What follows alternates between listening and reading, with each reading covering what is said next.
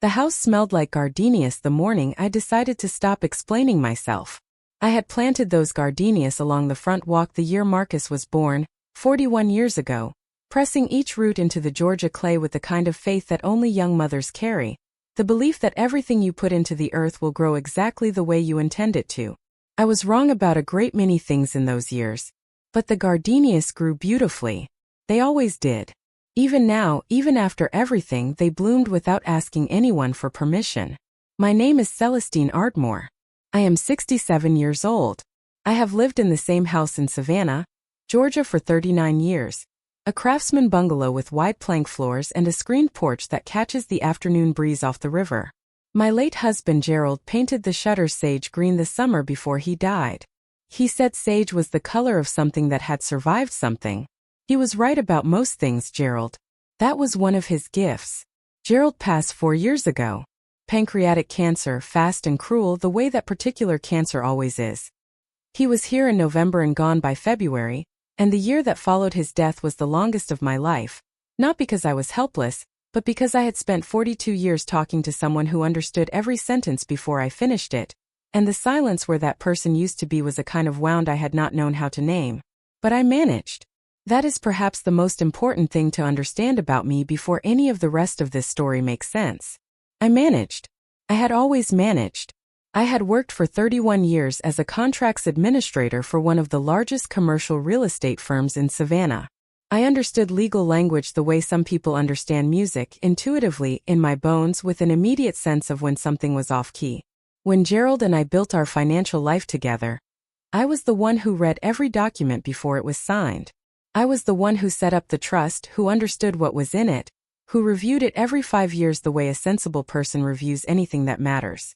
I managed our savings, our investments, the mortgage that we paid off 16 years before Gerald's death, the rental property we acquired in 2003 that I still owned outright and that no one in my immediate family knew the current value of. That last detail will matter later. I want you to hold it. Marcus, my son, is 41 years old. He was always the child I worried about in the way you worry about something beautiful that has not yet learned to be careful with itself. He was charming in the manner of people who have never needed to work very hard for anything, not because he was lazy exactly, but because things had always arrived for him. Good grades came easily. Friends appeared without effort. Women, throughout his 20s and 30s, found him magnetic in a way that he accepted as simply his natural condition rather than something he had any responsibility to maintain. He married Desiree Fontaine 18 months ago. They had a wedding that I paid for partially and that her mother, a woman named Paulette who wore her opinions the way other people wear jewelry, loudly and in excess, claimed to have coordinated entirely, despite having contributed approximately $1,400 and a centerpiece idea taken from a magazine. But I did not say this at the time. I sat at the table assigned to me near the window, ate my salmon, watched my son dance with his new wife, and told myself that this was what love looked like from the outside when you were no longer in the center of it. Desiree was 34. She had glossy hair and the kind of confidence that lives just on the other side of entitlement, close enough to look like self-assurance until you've known someone long enough to see the seam. She worked in event planning, which meant she had strong opinions about every room she entered and a professional relationship with the idea that other people's spaces existed primarily to be improved upon. She smiled at me often in those early months. The smiles were genuine enough on the surface. I am experienced enough to know that most people do not begin unkind. They become unkind in increments, as comfort grows and vigilance fades, as the performance of graciousness gives way to the ease of taking things for granted. What Desiree was taking for granted in those first months of the marriage was me. But I am getting ahead of myself. Let me tell you how the honeymoon figures into all of this, because that is where the story truly begins, not with the wedding and not with the months that came before, but with those 22 days in Portugal and the Algarve when Marcus and Desiree were away and I was alone in my house for the last time. Megaphone, if this story is already finding its way under your skin, hit that like button and subscribe to Linda's Life Diaries. And drop a comment telling me where in the world you're watching from. She always said the ones who stay quiet longest know the most. Let's see if that's true. The conversation that changed everything happened 3 weeks before the wedding. Marcus came to dinner alone that evening. Desiree was at a venue consultation, or said she was, And we sat on the screened porch the way we used to when he was in his 20s and would come home from whatever city he'd been living in, and we would eat together and talk until the fireflies came up. Those evenings were among the things I loved best about being his mother. He had Gerald's way of sitting, one elbow on the table, his whole body angled toward you as though you were the most interesting thing in the room. It could make you feel seen in a way that was hard to resist. He was in a good mood that night. He poured the wine and talked about the honeymoon itinerary, the hotel in Lisbon they'd booked, the day trips he was planning. Then, the way people introduce the thing they've actually come to say, he set his glass down and shifted slightly. "Mom," he said, "I wanted to talk to you about the house." I looked at him over my own glass. "What about it?" "Des and I have been thinking." He paused. "We're going to need more space eventually. Her lease is up in October, and our apartment is barely enough for 2 people. We thought." Another pause. He had Gerald's eyes but not Gerald's directness. Gerald said what he meant from the first sentence. "We thought maybe we could move in here for a while. Just temporarily. While we save up and figure out the next step." I set my glass down. "Move in here. Just for a year, maybe 2. You've got the upstairs bedroom sitting empty, and the whole back room that's basically storage. Des has incredible taste. She could really transform this place. She's already got some ideas about opening up the kitchen, maybe updating the..." "Marcus." My voice was quiet. It had the quality I've noticed it develops when I am being extremely careful. "This is my home." "I know that, Mom. Obviously. We're not talking about anything permanent. Just a temporary arrangement while we get on our feet. You and Desiree are both employed adults. You own a car and a retirement account. In what sense are you not on your feet?" He laughed, a little uncomfortably. "You know what I mean. It's just property prices, Mom. It's different now. And honestly, it would be good for you too. You're here alone. We could help out. You wouldn't have to manage everything by yourself." There it was. I had been waiting for it without knowing I was waiting for it. You wouldn't have to manage everything by yourself. As if the independence I had maintained through 4 years of widowhood, the investments reviewed quarterly, the roof replaced, the furnace serviced, the rental property managed, the trust updated, was something I was doing because no one had yet offered to relieve me of the burden of my own life. I did not say any of this. I said I would think about it. I want you to understand why I said that instead of no. It wasn't weakness. It was method. I had spent 31 years in contracts work, and I had learned the value of not refusing anything immediately when you have not yet seen the full document. I said I would think about it because I needed to watch and to understand, and to know what I was actually dealing with before I made any move at all. They were married in June. I attended. I gave a gift of considerable monetary value, the kind that goes into envelopes and is not discussed at dinner tables. And I said yes to the arrangement with the understanding, never formalized in writing, which I noted at the time with the quiet alertness of a woman who has read too many contracts to ignore what has been left out, that it was temporary, that they would contribute to household expenses, and that my home remained my home. They moved their things in the week after the wedding, just before the honeymoon. Standing in my own living room watching Desiree arrange her decorative objects on my mantelpiece, displacing without asking the framed photograph of Gerald and me at Tybee Island in 1998, I understood something with the particular clarity that comes just before a decision becomes inevitable. She had moved the photograph to the side table near the door. Not maliciously. I want to be precise about this. She did it the way someone does something when they have already, in their mind, reorganized the geography of a space to accommodate their own vision of it. The photograph was in the way of a ceramic vase with dried eucalyptus. So the photograph moved. I picked it up from the side table and looked at it. Gerald and I on the beach, both of us laughing at something one of us had just said. His arm around my shoulders. My hair blowing sideways in the July wind. We looked, in that photograph, like people who understood that they were lucky. I carried the photograph upstairs to my bedroom and placed it on my nightstand. Then I came back downstairs and watched Desiree arrange her eucalyptus. "The mantel looks so much cleaner this way," she said, standing back to assess. "I hope you don't mind. I just thought the space could breathe a little more." "Of course," I said. She turned and gave me one of the smiles. "You're so easy, Celestine. I love that about you."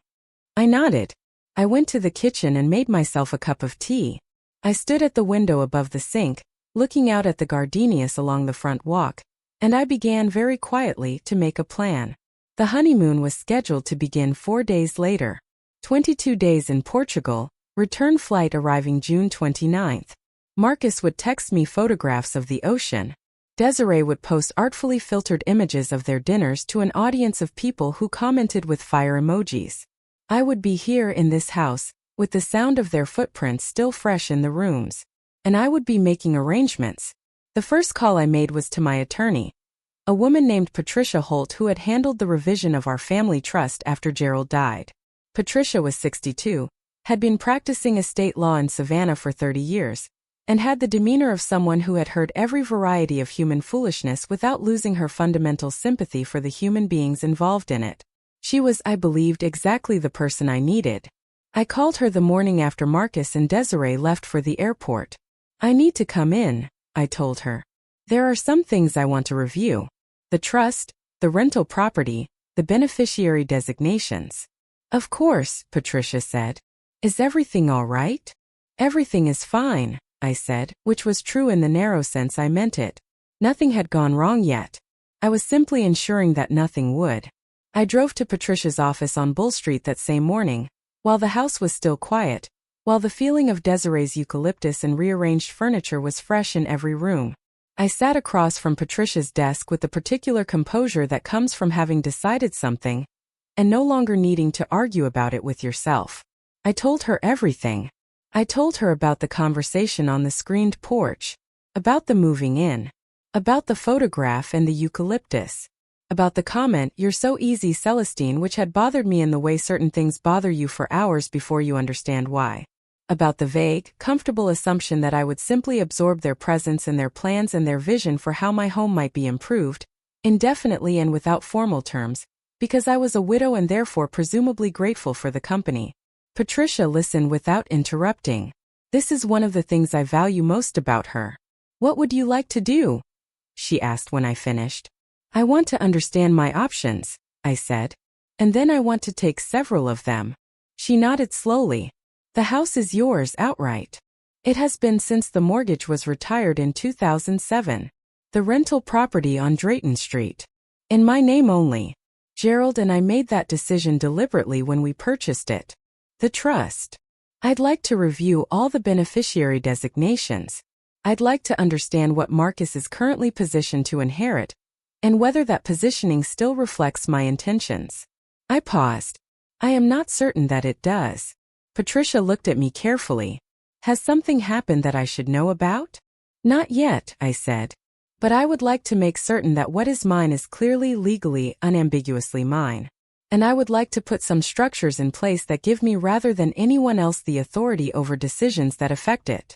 "You're thinking about the living arrangement."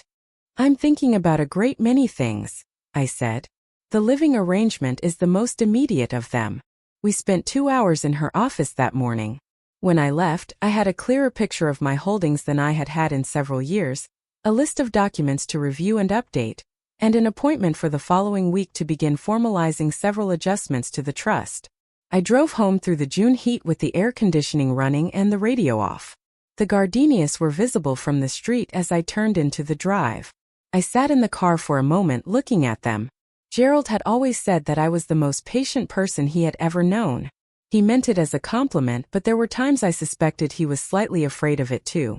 Patience in a person who is also paying very close attention is a different quality than patience in someone who is simply waiting without watching. Gerald knew the difference. He had spent 42 years watching me watch things. I got out of the car and went inside. There are things I noticed in those 22 days that I want to set down precisely, because precision matters when you are telling a story about what someone is and is not. The first thing I noticed was the mail. Marcus and Desiree had changed the address on several of their accounts to this house before leaving. This was, on its surface, practical. They were moving in, they needed their mail to arrive somewhere. But among the envelopes that began arriving in those first days was correspondence that was addressed not to them but to me, and which had been opened before I collected it from the box. Twice this happened in the first week. The first time, an account statement from the brokerage firm where I maintain one of my investment accounts. The envelope was slit cleanly at the top, the flap pressed back down but not resealed. The statement inside was for an account in my name alone, valued at the time at considerably more than Marcus was aware I held there.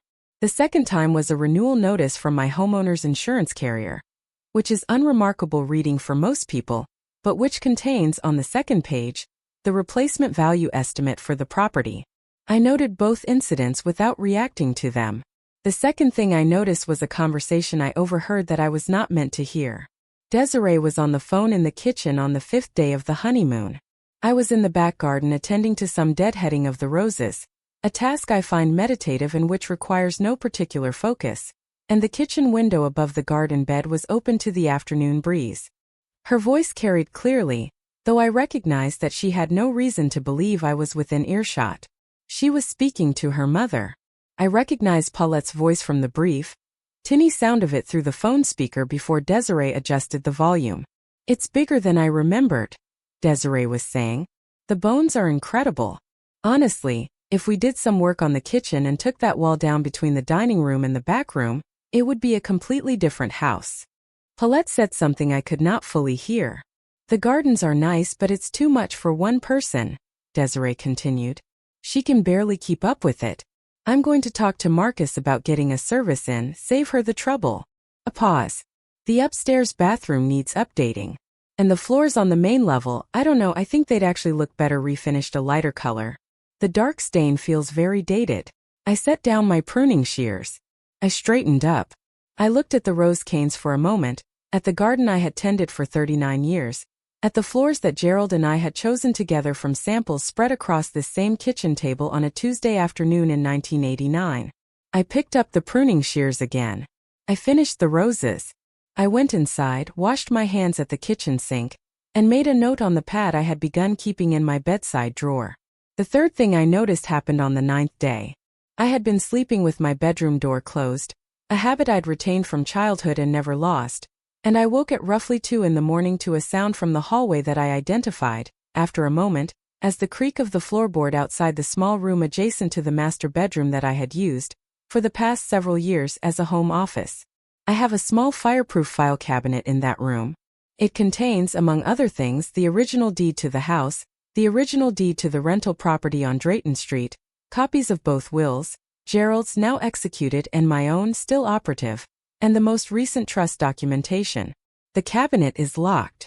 It has been locked for as long as I have owned it. I lay still in the dark for several minutes. The sound did not repeat. In the morning, I examined the office without entering it obviously, standing in the doorway as I sometimes do when I am considering whether something needs attention. The file cabinet was undisturbed, but a small item on my desk, a ceramic paperweight that had sat in the same position for approximately 4 years, was turned slightly. Not dramatically, just enough for me to notice. I noted that too. For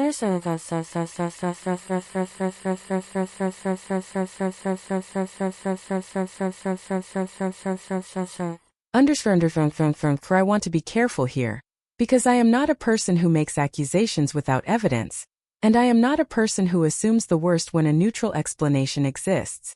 The mail could have been opened in error. The conversation in the garden was careless but not necessarily malicious. The paperweight might have been moved when the cleaning service came through, though the cleaning service did not come on that particular week. What I was doing was watching. What I was doing was paying the particular kind of attention that a woman pays when something in the air has shifted and she cannot yet name it but has learned, over 6 decades, to trust the shift. I had a conversation with my neighbor Hattie on the 12th day. Hattie Beaumont is 71, has lived across the street for 26 years, and has the precise observational gifts that come from a lifetime of watching a neighborhood from a front porch. She brought over a lemon pound cake. She does this periodically, for no particular reason other than that she is that kind of person, and we sat on the screened porch with our coffee. "How's it working out?" she asked. "Having the young ones in." "Early days," I said. Hattie cut herself a slice of cake. "She seems organized," she said, which was Hattie's way of saying something that required delicacy. "I saw her measuring your front beds last Tuesday, with an actual tape measure." I looked at Hattie. "I assumed she was thinking about new plantings," Hattie said, and left it there. I turned this information over for the rest of the afternoon. Measuring the front beds. With a tape measure. Desiree, who was on her honeymoon in Portugal, and who had arranged access to a house key ostensibly for the purpose of having someone check the mail. Except she was in Portugal, which meant she had asked someone else to measure the beds. Or she had come back earlier than the flight itinerary suggested. Or the measuring had happened before the wedding, and I had not been told. I opened my laptop that evening and looked at Desiree's social media, which is publicly visible, and which she updates with regularity. 4 days earlier, 2 days after the wedding, 1 day before the honeymoon departure, she had posted a photograph of the front of my house. Not the garden specifically. The whole house from the street, shot from an angle that suggested the photographer was standing approximately where the driveway meets the sidewalk. The caption read, "New chapter. So much potential. New chapter. So much potential." I read the caption 3 times. Then I closed the laptop, went to my desk, and added to the notes I had been keeping.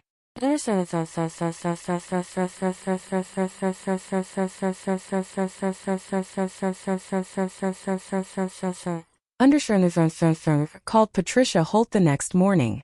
"I'd like to accelerate the timeline on the trust revisions," I said. "Of course," she said. "Is there something specific that's prompted this?" "I'd like to establish a more formal structure around the rental property," I said. "I'm also reconsidering the direct beneficiary designations for the investment accounts.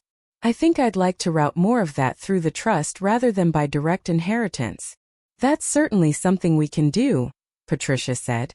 "It gives you significantly more control over conditions and timing." "Yes," I said. "That's exactly what I want." We also talked about something else that morning, something I had been turning over since the conversation with Hattie and the social media post. We talked about my rights as the owner and sole resident of the property. My legal rights, the specific ones, the ones that would apply if another resident attempted to make changes to the property without my authorization. Patricia was thorough on this point. She always is. "The house is yours," she reminded me. "No one can make structural or cosmetic changes, engage contractors, alter landscaping, or affect the property in any way without your explicit written consent. If someone did so, it would be both a civil and potentially a criminal matter depending on the nature and extent of the changes. And if someone had, for example, been measuring spaces for prospective renovations without my knowledge?" Patricia was quiet for a moment. "Measuring things is not yet an actionable offense," she said. "But it is a useful indicator of intent." "That's what I thought," I said. The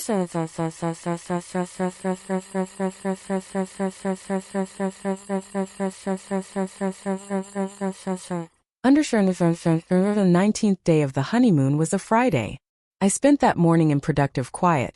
Some correspondence, some attention to the quarterly investment review I conduct every June, a long phone call with my college friend Vera who lives in Charleston, and who has the particular gift of making me laugh, even when I do not feel like it. By midday I had made 2 decisions that I had been approaching for several days, but had not yet committed to. The first decision was about the house. The second decision was about the rental property on Drayton Street, but that will come later. The house decision was this. I was going to move. Not because I was being forced out. Not because Marcus and Desiree had done anything so obvious as to demand it. But because I had spent 19 days in my own home watching the shape of what was being planned for it, and I understood with the quiet certainty that comes from 31 years of reading contracts, that there is a moment in any negotiation when the most powerful thing you can do is change the terms entirely. They were coming home in 3 days expecting to find everything as they had left it. They were coming home expecting to find me in my house, in my routines, slightly more integrated into the life they were already constructing around me, the life in which I was a fixture that needed updating, a woman who couldn't keep up with her own garden, a presence that was useful and manageable and available. They were not expecting to find me gone. I made a cup of tea, sat at the kitchen table in the afternoon light, and began to think through the logistics with the methodical attention I bring to everything that matters. The apartment on Abercorn Street had been available for 3 weeks. I had looked at it twice, initially out of curiosity, and then out of something more purposeful that I had not yet allowed myself to name. It was on the 3rd floor of a building I had always liked, with a wide balcony that faced west and caught the evening light. 2 bedrooms, though I only needed one. A kitchen with good counter space. A parking garage below. I called the building manager that afternoon and confirmed the availability. Then I called my nephew Declan, who is 34 and strong and has always been the kind of person who shows up when you need something moved without asking a great many questions. "What are you thinking?" he asked when I explained. "I'm thinking about the next 3 days," I said. "You want to be out before they get back." "I want to be out before they get back," I confirmed. Declan was quiet for a moment. He has always been perceptive in the particular way that people are perceptive when they love you enough to pay attention. "What did they do, Auntie Seal?" "They haven't done anything specific yet," I said. "That's the point. You're moving before they can?" "I'm moving while I still can do it on my own terms," I said. "Before it becomes a conversation. Before it becomes a negotiation. Before it becomes a situation where someone is trying to convince me that I'm overreacting, or that I misunderstood something, or that this is all for my own benefit." Another pause. Then, "I'll be there Saturday morning. Bring someone who can carry boxes," I said. "I'll have the tea ready." There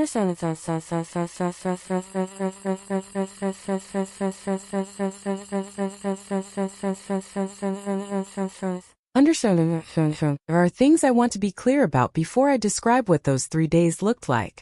I was not angry with Marcus. Anger implies surprise, and I was not surprised.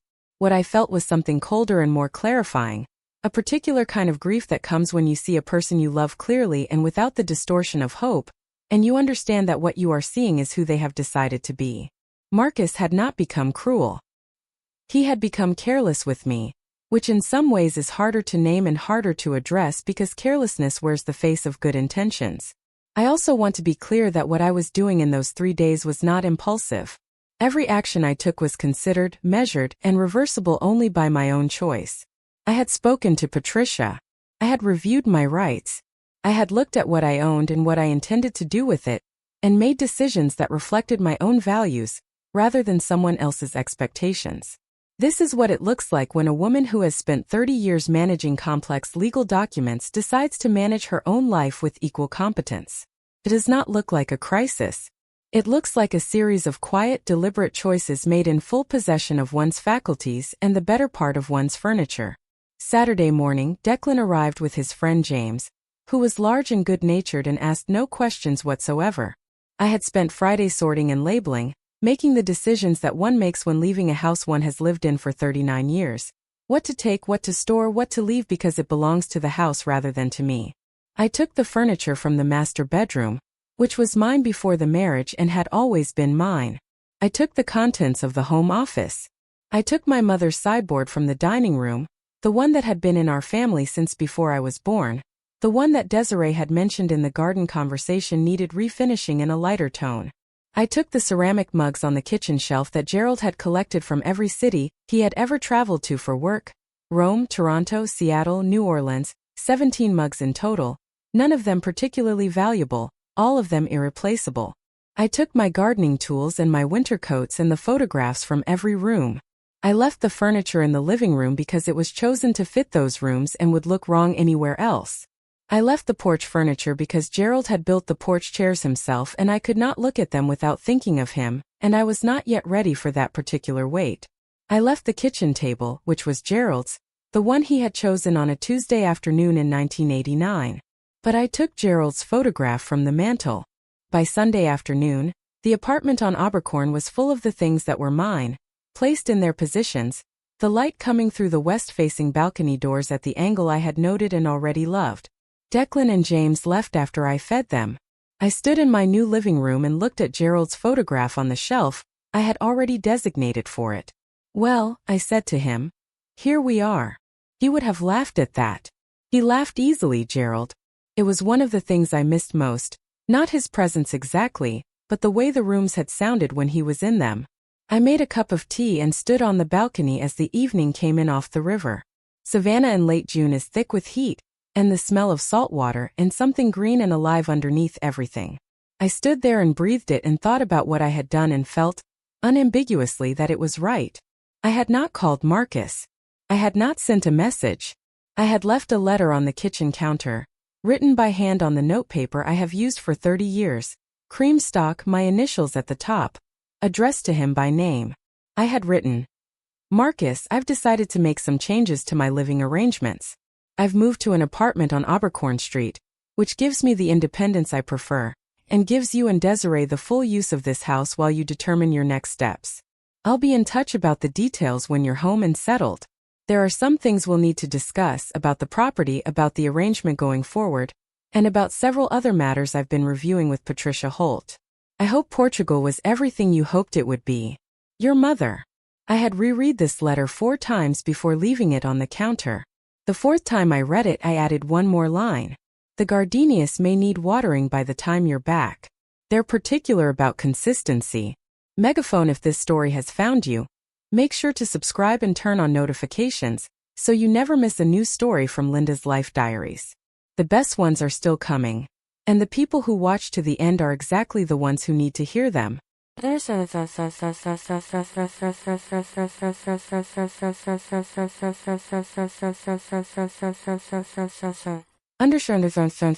landed on a Tuesday morning.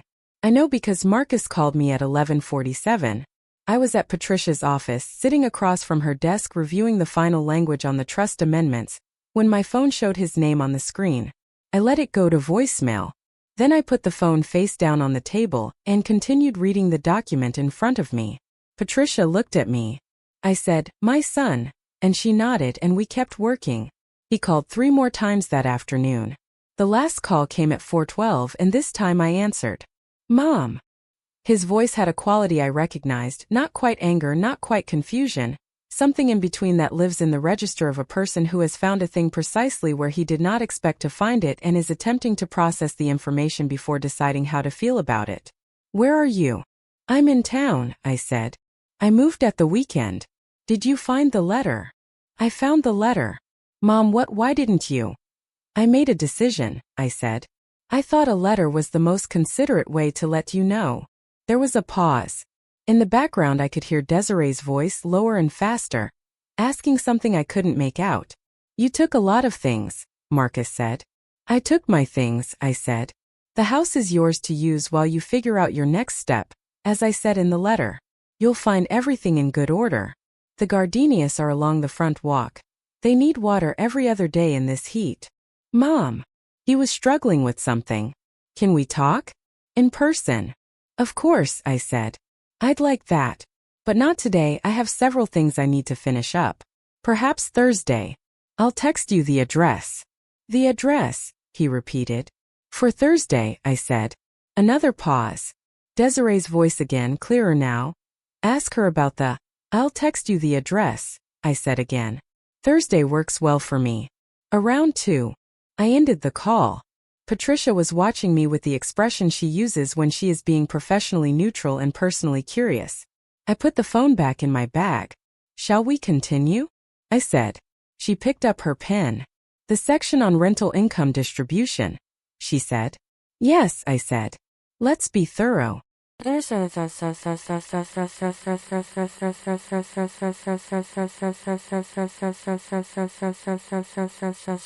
The days between the call and Thursday were not quiet ones, though they were quiet for me. Declan reported that Marcus had driven by the Abercorn building twice on Tuesday evening, which Declan knew because he lives 3 blocks away and had mentioned to a neighbor to keep an eye out. I found this information neither alarming nor particularly surprising. Marcus has always needed to see things in order to believe them. He had needed to see the letter on the counter, the empty spaces on the walls, the missing mugs, the absent photograph on the mantel. He had needed all of it before the reality would assemble itself into something he could respond to. Desiree had texted me twice, which was notable because Desiree and I did not, as a general habit, text one another. The first text arrived Tuesday evening. "Celestine, we just got home and are so surprised to find you've moved. We hope you're okay. Marcus is worried. Would love to connect soon." I read this carefully. The "we hope you're okay." The Marcus is worried. The "would love to connect," which is the phrasing of someone who has not yet determined what they actually want to say and is performing warmth while they work it out. The second text arrived Wednesday morning. "Also, I noticed the furniture in the dining room is different without the sideboard. Did you maybe want to leave that? It really made the space." I read this one twice. It really made the space. The sideboard that had belonged to my mother, that had stood in this family since before I was born. It really made the space. as though it had been an accessory chosen for the room rather than a piece of my family's history that happened to have been in my possession. I responded to neither text. I spent Wednesday morning in the garden of the Abercorn apartment, a shared courtyard, beautifully maintained, with planters I was already considering requesting permission to supplement. I spent Wednesday afternoon on the balcony with a book I had been meaning to read for 2 years, and had never had the stillness to begin. I spent Wednesday evening on the phone with Vera in Charleston, who laughed for approximately 4 minutes when I described the eucalyptus incident and then became serious and said, "Seal, you know what you did was right." "I know," I said. "Does Marcus know yet?" "He knows I moved," I said. "He doesn't yet know the rest of it." "Is the rest of it significant?" "The rental property on Drayton Street is currently generating $11,000 a month," I said. "Which is a thing Marcus believes is approximately $4,000 a month, because that was the figure when I mentioned it to him 6 years ago. The trust revision I completed yesterday establishes a discretionary structure for the distribution of that income that gives the trustee, which is Patricia, complete discretion over timing and amount. Marcus is no longer the automatic beneficiary of the investment accounts. Those now flow through the trust as well, which has conditions attached." Vera was quiet for a moment. "What kind of conditions?" "The kind that require a demonstrated history of certain behaviors over a certain period of time before any distribution is made," I said. "You're not giving him money unless he earns it." "I'm not giving him anything until I understand who he's decided to be," I said. "This is not punishment. It's information. When I have enough of it, and when Patricia has enough documentation of it, we'll make decisions. But until then, nothing is automatic." Vera exhaled. "Robert would have done the same thing." "Gerald," I corrected gently. "Gerald," she said. "Yes. He would have." "He absolutely would have," I said, and felt the particular warmth that comes from being known well enough to have even your corrections understood.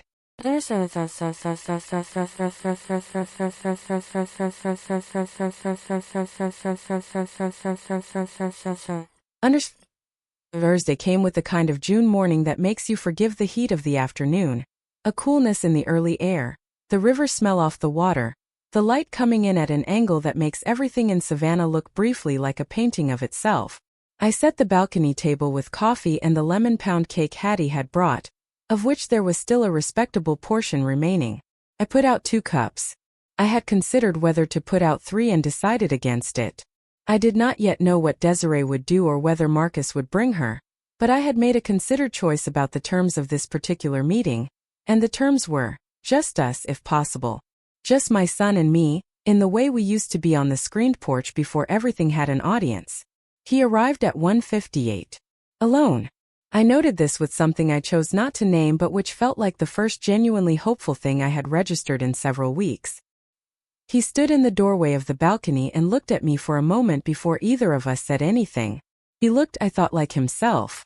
Not the version of himself that had sat across from me on the screened porch 3 weeks before the wedding and said that having me in my own house was a burden I no longer had to manage alone. Not the version that had stood at the altar while Desiree's mother made a toast that lasted 11 minutes and included 2 references to the house's square footage. Just Marcus. My son. A little tired, a little uncertain, with Gerald's eyes and Gerald's way of standing that looked like ease but was really a kind of contained attention. "Mom," he said. "Sit down," I said. "The coffee's hot." He sat.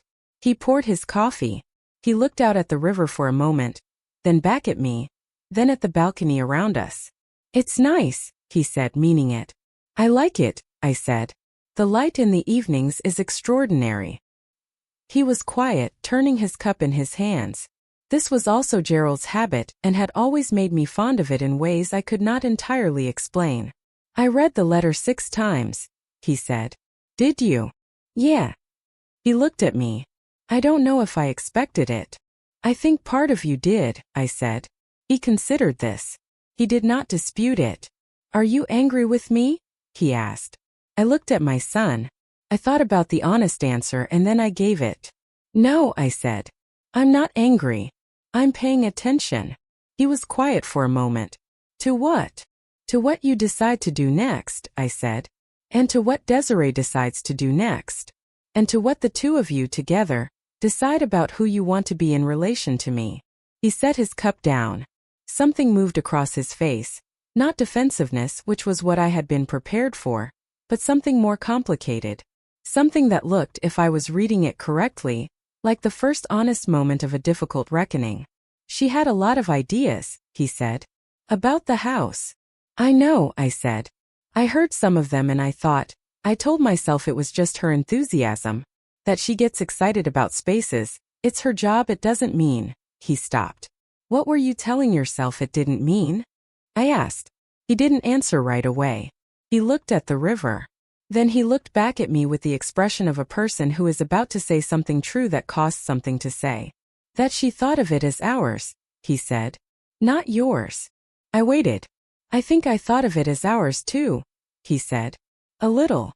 I'm not sure when that happened, but I think it happened. I poured myself more coffee. I did this deliberately, slowly, as something to do with my hands while I decided what to say. Marcus, I said, I want you to understand something. I moved not because I was hurt, and not because I was angry, and not because I wanted to make a point. I moved because I watched what was being arranged around me, and I understood that the most important thing I could do was to remove myself from a situation in which I was gradually, without anyone quite saying so, being repositioned from the person whose life it was into the person whose presence was being accommodated. He was very still. I built that house with your father, I said. I paid for it, maintained it, repaired it, tended it for 39 years. It has been in my care and my name for every one of those years. And I am not a person who needs to be managed or improved or provided with a plan for my own future by people who have known me for 18 months. He looked at the table. His jaw tightened slightly. I know, he said quietly. Do you? He looked up. I think I let things go in a direction I shouldn't have, he said. It was easier to go along with what Des wanted than to. He stopped again. Than to ask me, I said. Yeah. I looked at my son for a long moment. In the courtyard below the balcony, a pair of sparrows were investigating the planter I had been considering asking to supplement. The morning had gotten warmer. The smell of coffee and cake and the river all together made something in my chest ache in the way that certain combinations of sense and memory always do. There are things I want you to know, I said. Things about the trust. About the rental property. About how I've revised the structures around what I own and what happens to it. Patricia can walk you through the details whenever you're ready. But I want to tell you the essential thing myself. He nodded. Nothing is owed to you, I said. Not the house, not the investment accounts, not the rental income, none of it. Your father and I built those things together, and they are mine now, and what happens to them will be determined by me, on a timeline of my choosing, with conditions that reflect my own values. You are my son and I love you, and that means I will always want good things for you.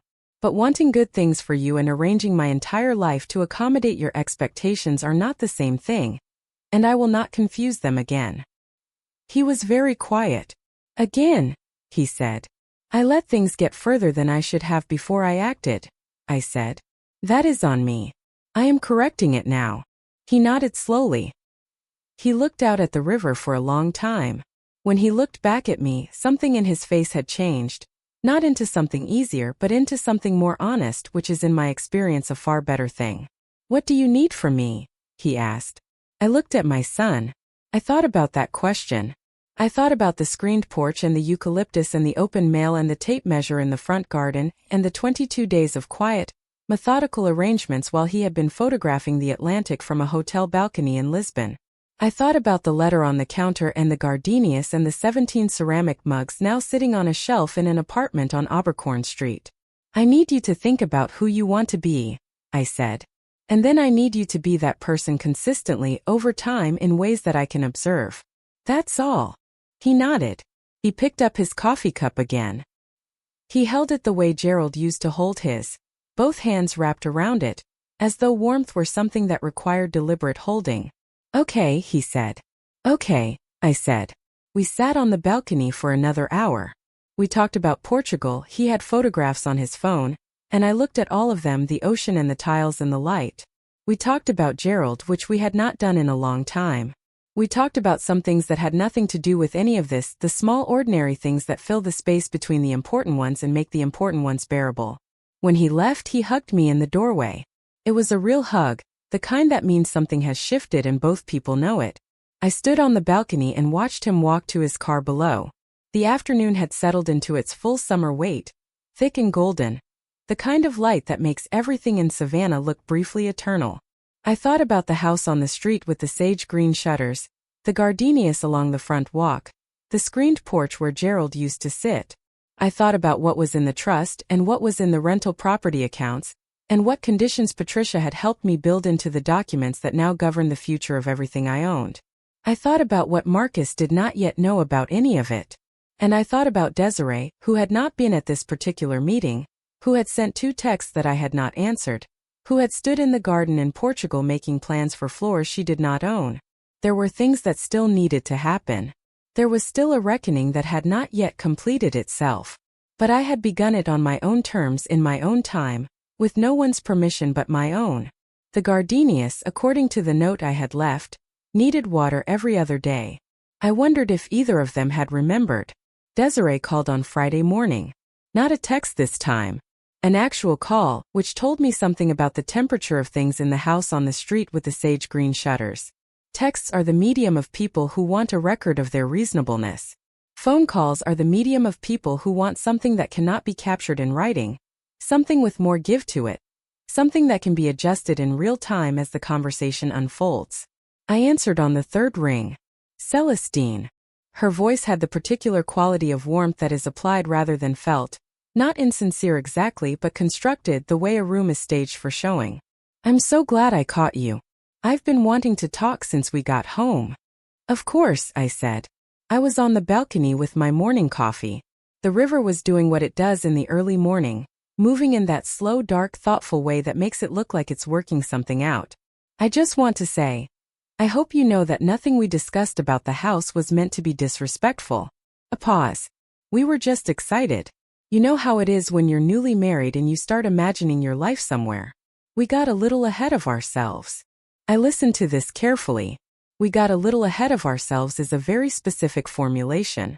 It implies that the ahead-getting was mutual and temporary and already corrected, rather than systematic and ongoing and still in process. I appreciate you saying that, I said. Marcus said you had a really good talk yesterday. Another pause. I'm glad. He really needed that. He really needed that. As though the conversation between my son and me had been primarily therapeutic for Marcus rather than clarifying for me. It was a good conversation, I said. I'd love to do the same, she said. Maybe the 3 of us could have dinner? I could cook. Or we could go somewhere, wherever you'd like. I considered this. I considered it carefully, with the attention I bring to the moments that seem simpler than they are. I'd be glad to have dinner, I said. But I think the 3 of us should perhaps wait a little. There are some things I want to talk to you and Marcus about that are better discussed when we've all had a bit more time to settle. Of course, she said. Absolutely. Whenever you're ready. A brief pause. Can I ask the sideboard? I know Marcus mentioned it. It was such a beautiful piece. We noticed the space without it. I looked at the river. It belonged to my mother, I said. Oh, I know. Marcus mentioned that. Quickly.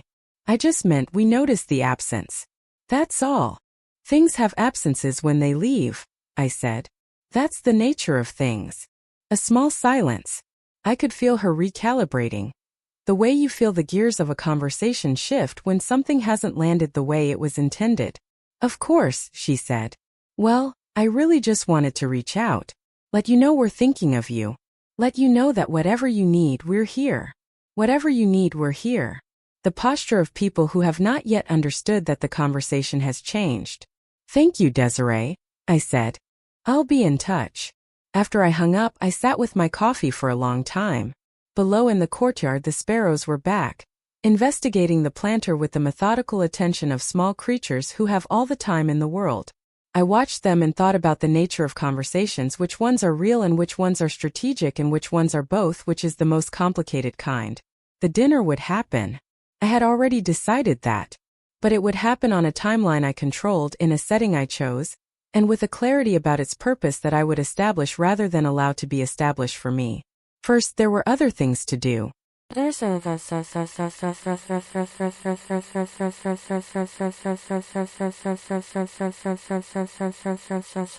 Understanding for the Drayton Street property had been managed for the past 6 years by a firm called Coastal Holdings Group, a small but reliable operation whose principal was a man named Boyd Whitfield, who had the unassuming manner of someone who has handled a great many things quietly over a long career and has the good sense not to advertise it. Boyd knew the full value of the Drayton Street property. Boyd knew the rental income, the current market estimate, the maintenance history.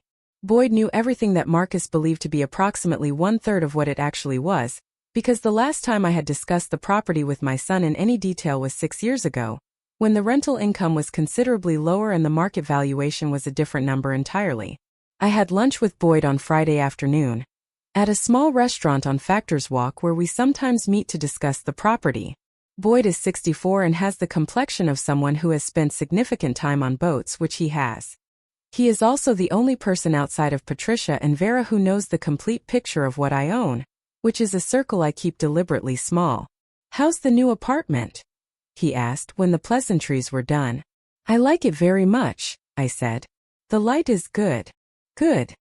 He stirred his iced tea. "You've been busy." "I've been organized," I said. "There's a difference." He smiled.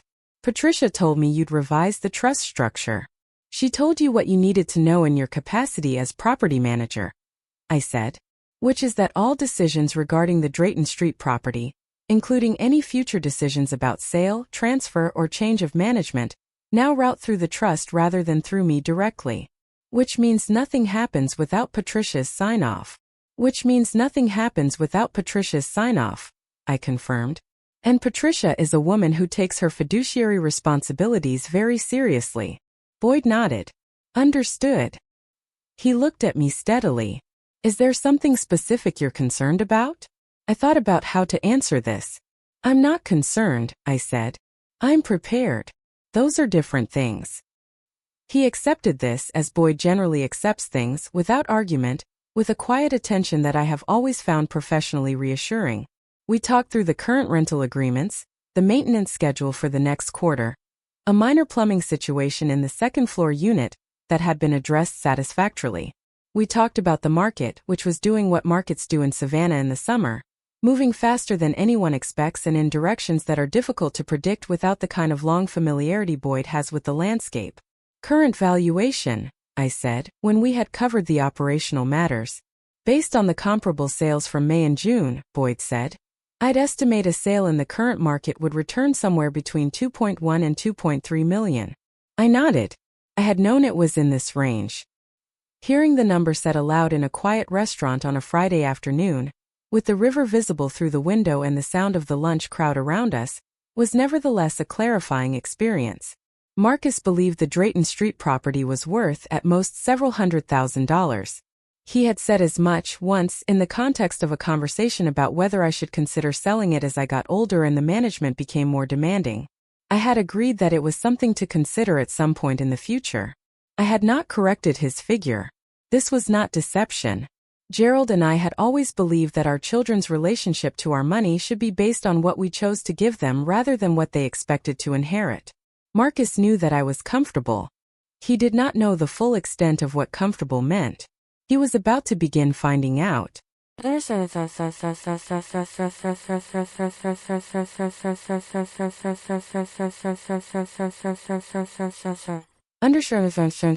dinner happened 10 days after they returned from Portugal.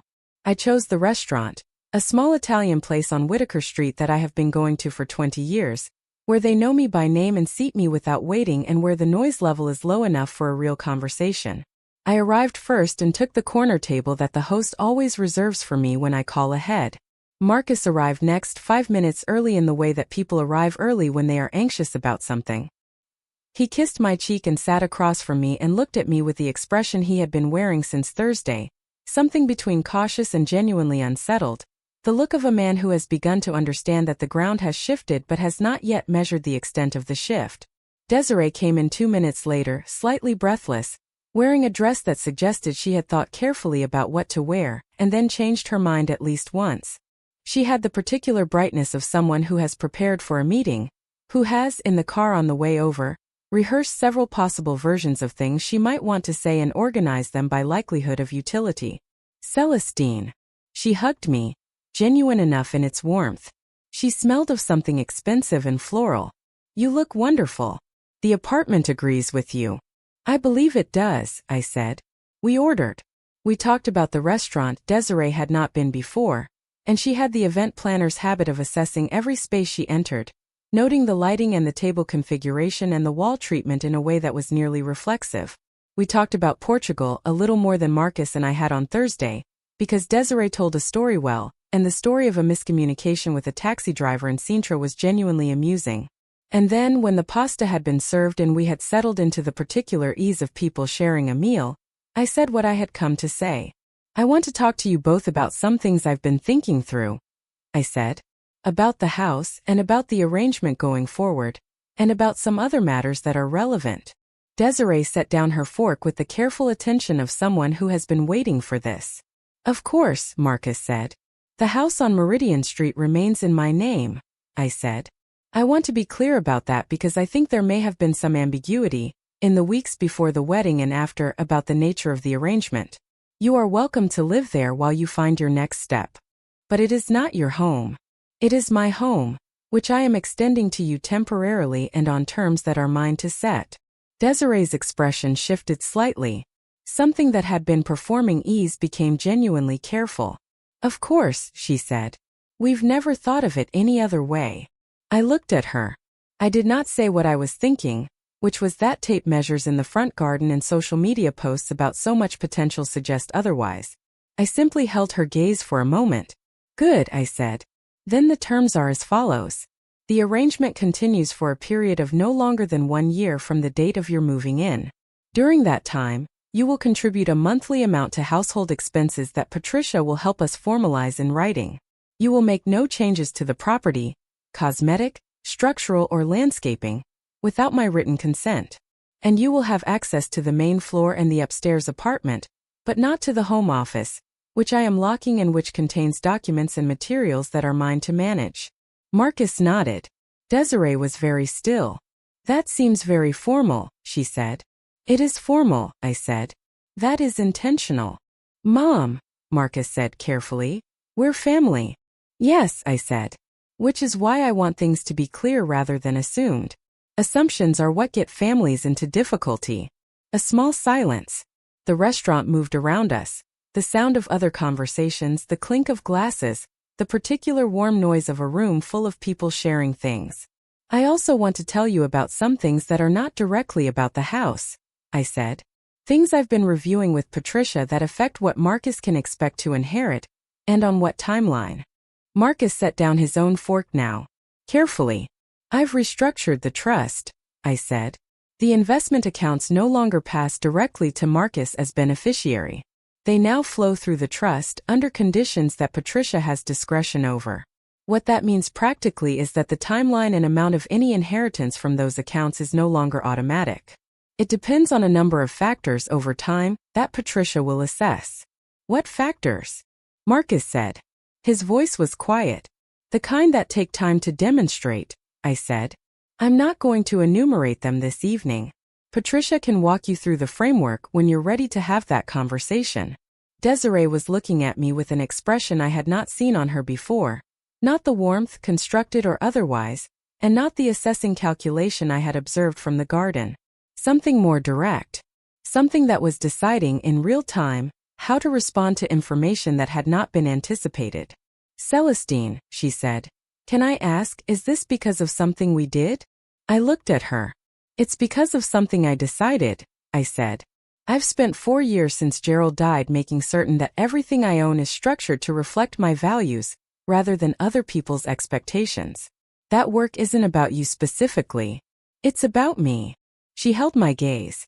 To her credit, and I want to be fair to Desiree because fairness is a discipline I believe in even when it is uncomfortable, she did not look away. The rental property, she said. I had not mentioned the rental property yet. The fact that she had named it told me something. What about it? I said. A brief pause. Marcus mentioned it once. When we were first talking about the house. He said you had a rental property on Drayton Street. Another pause. He thought it might be worth looking at. Whether you might want to sell it at some point, simplify things. Did he? I said. Marcus had the expression of a man who realizes that a conversation he had privately has just become relevant in a public setting. It was just a passing thought, he said. I didn't mean anything by it. What is it worth? Desiree asked. Not aggressively. Genuinely curious, in the way of someone who has done at least preliminary research and is trying to confirm a number. I looked at her for a moment. I thought about Boyd Whitfield and the lunch on Factor's Walk, and the number between 2.1 and 2.3 million said aloud in a quiet restaurant on a Friday afternoon. More than Marcus thinks, I said. Another small silence. How much more? Desiree asked. Considerably, I said. The details are in the trust documents, which Patricia manages. Neither of you will have access to those details until such time as I or Patricia choose to share them, which will be determined by circumstances rather than by a fixed timeline. Desiree looked at Marcus. Something passed between them that I observed without naming. Mom, Marcus said, and his voice had a quality in it now that I had not heard before. Not quite hurt, not quite alarmed, something that was trying to understand the scale of what it was looking at. How much do we not know about what you have? I picked up my wine glass. I took a sip. Quite a bit, I said. The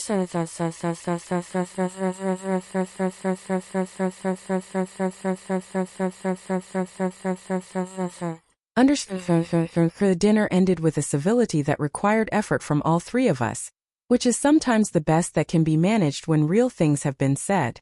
Desiree was quieter in the second half of the meal than she had been in the first. She asked 2 more questions, one about whether the trust arrangement was permanent, which I answered by saying it was reviewed periodically by Patricia and could be adjusted at my discretion, and one about whether there was something specific Marcus could do to address the conditions I had mentioned. To this I said, demonstrate who you are over time in ways that are visible. There is no checklist. Life does not have checklists. She did not like this answer. I could see her not liking it. The slight tightening at the corners of her eyes, the way she reached for her water glass rather than her wine as though she needed something clear and uncomplicated. Desiree was a woman accustomed to lists and timelines and deliverables. She organized events for a living. She understood the world as a series of tasks that could be identified, assigned, and completed. A situation with no checklist and an indeterminate timeline was a situation she could not manage, and this was, I suspected, profoundly unsettling to her. Good, I thought, in the privacy of my own mind. That is appropriate. Marcus was thoughtful on the walk to the cars. He had said at the end of the meal that he wanted to do better, that he understood things had to change, that he was going to talk to Patricia and try to understand the trust framework and go from there. I told him that going from there was exactly right. One step at a time in the right direction was the only way any distance gets covered. He hugged me again before getting in the car. This hug was slightly different from Thursday's. Less relieved, more sober. The hug of a man who has begun to understand the full dimensions of a thing rather than simply acknowledging that the thing exists. I drove home to the apartment on Abercorn. I parked in the garage and rode the elevator to the 3rd floor and stood on my balcony in the warm night air and looked at the city and the river and the distant, quiet sound of Savannah in the summer. I thought about the dinner. I thought about Desiree's face when I said more than Marcus thinks and considerably. I thought about the question she had not asked aloud but that had been present in every question she did ask. What is the actual total, and how does it change what we thought we were marrying into? This is not a romantic thought. I am aware of that. But I am also a woman who has read enough contracts to know that the unromantic reality of human motivation lives underneath the romantic presentation, and that the only way to protect yourself is to understand both layers. Desiree had married Marcus. She had also, in the way that people who think practically about their futures always marry 2 things at once, married the circumstances Marcus represented. A mother who owned property. A family house with wide plank floors and a screened porch and gardenias along the walk and sage green shutters that Gerald had painted. A future that would, in the expected course of events, eventually include an inheritance. What she had not married, what she had not yet understood she had not married, was any certainty about any of it. I had spent the last 3 weeks making certain of that.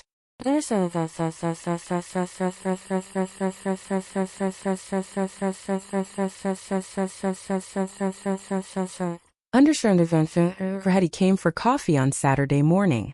She appeared at my door with a small pot of her strawberry preserves, and the expression she wears when she has been watching something develop and has arrived at the point where she wants to talk about it. We settled on the balcony, which Hattie approved of with the generosity of someone who recognizes a good decision when she encounters one. Boyd Whitfield's wife told me you'd been in to see him, she said, when we had been through the pleasantries. I have lunch with Boyd periodically, I said. The Drayton Street property.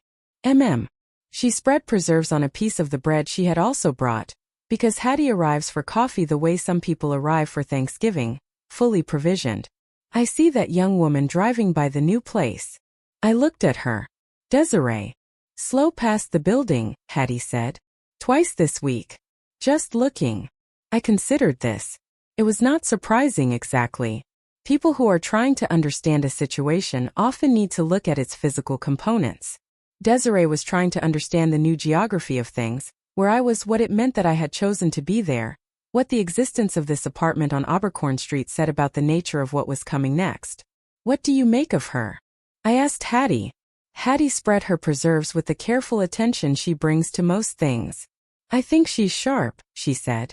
And I think she's used to situations she can get ahead of. She paused. I think you are currently a situation she cannot get ahead of. That's accurate, I said. Good, Hattie said. We sat in a comfortable silence for a moment. Below in the courtyard the sparrows were back. They were building something in the corner of the large planter. A small ambitious project that I had been watching with interest all week. How's Marcus? Hattie asked. Processing, I said.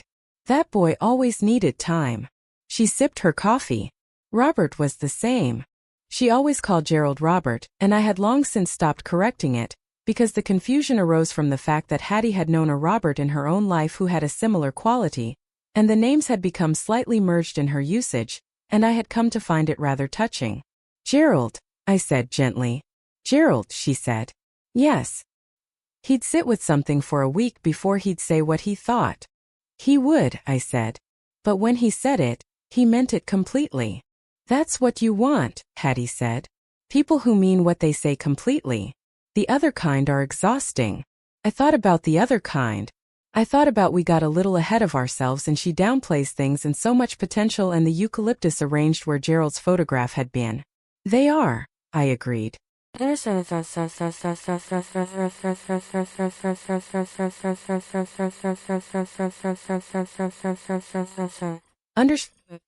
was on a Tuesday morning, 3 weeks after the dinner, that Marcus called with something in his voice I had not heard since his father's illness, a quality of having arrived at something true and finding it difficult to hold. I was in the apartment at the small desk I had set up near the east window, reviewing the quarterly investment report that had arrived from the brokerage the previous day. The numbers were good. They were consistently good because Gerald and I had been consistent and careful and because I had continued to be consistent and careful after he died. Mom, Marcus said. Can I come by? Of course, I said. When? Now if that's okay. I'll put the coffee on, I said. He arrived in 20 minutes, which meant he had been close, possibly already driving, which meant the call had been the moment he decided rather than the beginning of a longer deliberation. He sat at the kitchen table and I gave him coffee and sat across from him and waited. I talked to Patricia, he said. I know, I said. She mentioned you'd called. She walked me through.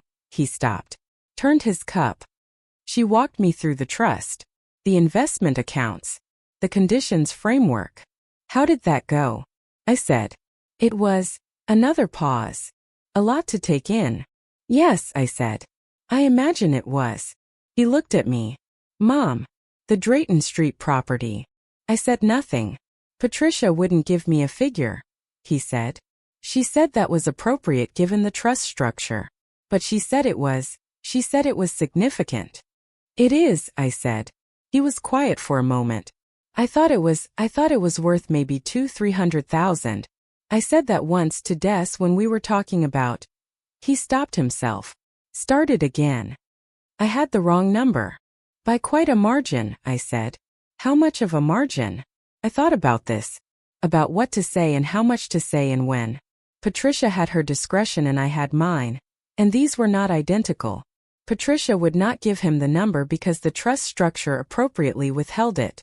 But I was his mother, and there was a difference between information being withheld and information being withheld strategically, and I needed to decide which this moment required. The property was appraised at just over $2 million in May, I said. The silence that followed this was of a particular quality. Not shocked exactly, more like the silence of a person whose internal arithmetic is being revised mid-calculation, numbers rearranging themselves into a sum that is substantially different from the one he had been working with. 2 million, he said. Between 2.1 and 2.3, according to Boyd's current assessment. He looked at the table. He looked at his coffee. He looked at me. You never said, he said. No, I said. Why didn't you? He stopped. I could see him stopping himself from the version of that question that would have sounded like an accusation. I didn't know to ask, he said instead. No, I said again. You didn't. Is there more? He asked. Is there more that I don't know about? I looked at my son. This was the moment. Not a dramatic moment, not a theatrical one. Just the ordinary moment of a mother deciding what her son needed to understand in order to become the person she needed him to be. Marcus, I said. I am 67 years old, and I am in good health, and I have been managing the full picture of what your father and I built together for 4 years without any assistance, and I intend to continue doing so for as long as I am alive and capable. What you will eventually know is what Patricia chooses to tell you in the context of the trust, and what I choose to tell you in the context of being your mother. The rest is mine. He absorbed this. You're not angry, he said slowly. You're not. This isn't punishment. No, I said. Then what is it? I thought about how to answer this in a way that was both honest and useful. This is, I have found, the challenge of most important conversations. It's information, I said. About who I am. About how much of my life has been invisible to you because you never needed to look at it. About the fact that the woman you thought needed help managing things is, in fact, the person who built most of what you assumed you would someday inherit, and who is now making very deliberate decisions about the conditions under which any of it passes to you. He was very still. And about something else, I said. What? About what I need from the people closest to me, I said. I don't need management. I don't need to be simplified or optimized or updated. I need to be seen as I am. A person with full agency over her own life, who built that life with significant effort over many decades, and who deserves the same respect from her family that she has always extended to them. The kitchen was quiet around us. Through the east window, the morning light was coming in at the angle I had come to love. Marcus looked at his hands. He was quiet for a long time. I told Des last night, he said finally, that I thought we needed to reconsider some things. I waited. The house, he said. The ideas she had about it. I told her that those weren't ours to have. That we were guests. That guests don't measure the garden. I looked at him. Something moved in my chest that I would not call forgiveness because it was too early for that, and I believe in being precise, but that was in the neighborhood of it. Something that recognized the distance a person has to travel to say a thing like that, and respected the traveling. How did she take it? I asked. Not well, he said. We had a long conversation. A pause. We're still having it, kind of. Good, I said. Good. He looked at me. Long conversations are how you find out who you're actually married to, I said. The easy ones don't tell you much. He was quiet again. Then slowly something shifted in his face. Not into ease, but into something that had made peace with the difficulty of things. Something that was deciding to stay in the room with it rather than step back from it. She's not a bad person, he said. Des, I want you to know I don't think She came from a family where ambition was just how you moved through the world. Where you looked at something and you thought about how to improve it, and that was normal. That was just how things worked. I understand that, I said. But it's not how I want things to work with you, he said. That's what I told her. That you're not a situation to be managed. That he stopped. Started again. That you're my mother, and that what you've built is yours. and that being in your life is a privilege we need to earn rather than a thing we assumed. I looked at my son. I thought about Gerald sitting in that same angle of light, turning his coffee cup in his hands, saying things that cost something to say and meaning them completely. "That's exactly right," I said. He nodded. He looked out the window. Then he looked back at me with the directness that I had been waiting for, the directness that costs something and therefore means something. "What do I do now, Mom? Actually, what do I do?" I thought about this with the care it deserved. "You go home," I said. "You have the rest of the conversation with your wife. You call Patricia and schedule a proper meeting about the trust framework so you understand what it is and what it asks of you. And then you live your life in a way that reflects what you just said to me. That's it. That's everything," I said. He stayed for another half hour. We talked about smaller things, his job, a project he was working on, a trip he was thinking about taking his mother-in-law on before the summer ended, which was a detail that told me something useful about where his head was.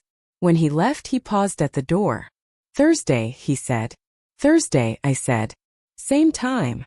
"I'll have the coffee ready," I said. After he left, I stood at the east window for a long time. The morning had moved into its full brightness. The sparrows in the courtyard below were still working on their small ambitious project in the corner of the planter. I thought about what had been built and what was still being built and what I had decided about all of it. In the quiet 22 days while a plane was crossing the Atlantic and the house on Meridian Street was full of the particular absence of a woman who had chosen, finally, to stop waiting to be seen and to simply show herself instead. I thought about Gerald, who had always known the difference between patience and surrender. I thought about what was still to come, the meeting with Patricia that Marcus would eventually schedule, the conversation with Desiree that was not yet finished, the one-year timeline on the house arrangement that had 4 weeks less of it remaining than it had when I left the letter on the kitchen counter. There were things still to happen. The full picture had not yet assembled itself in front of the people who needed to see it.